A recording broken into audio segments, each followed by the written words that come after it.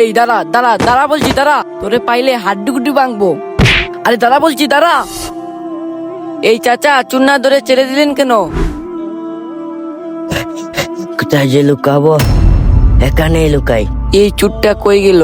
ATM থেকে মাত্রই টাকাটা তুললাম, টাকাটা নিয়ে গেল। আমার টাকাটা খুবই প্রয়োজন, ওকে পাইলে আজকে ট্যাং ভাঙবো। কি ব্যাপার বাবা, পালাচ্ছ কেন তুমি? কে আপনি? চাচা, আমি একজন চোর। আমি এই টাকাগুলো চুরি করে পালিয়ে এসেছি। একজন আমাকে তাড়া করতেছে, ধরতে পারলে আমাকে মেরে ফেলবে। হায় আফসোস, তুমি ওদের কাছ থেকে টাকা চুরি করে শাস্তির জন্য ভয় পাচ্ছ, কিন্তু আল্লাহ তোমাকে শাস্তি দিবে, এটা তুমি ভয় পাচ্ছ না? চাচা, আজকের পর থেকে আমি আর কোনোদিন চুরি করব না, কিন্তু আজ ওদের আত্মনে কিভাবে বাঁচবো? তুমি আল্লাহর কাছে সাহায্য চাও এবং মাফ চাও, তোমাকে ওই আল্লাহ সাহায্য করবে। হে আল্লাহ, আমি আজকের পর থেকে আর কোনোদিন চুরি করব না, আপনি আমাকে মাফ করে দিন।